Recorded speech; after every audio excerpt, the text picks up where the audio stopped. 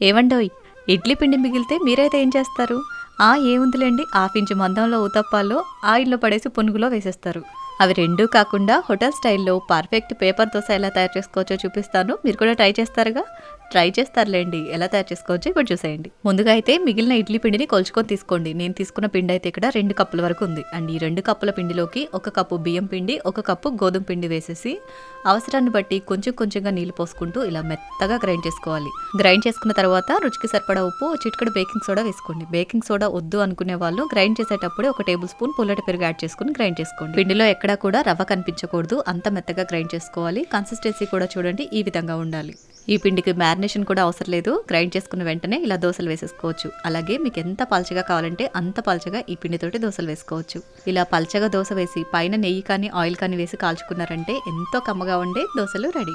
మీరు చెప్తే తప్ప ఇది ఇడ్లీ పిండి దోశ అని ఎవ్వరు కూడా గుర్తుపట్టరు. ఒకసారి ఇలా చేసుకొని తిని చూడండి. ఇడ్లీ పిండి మిగిలితే దోశలేయటం కాదు, ఇడ్లీ పిండి మిగిల్చుకొని మరీ దోశలు వేసుకుంటారు.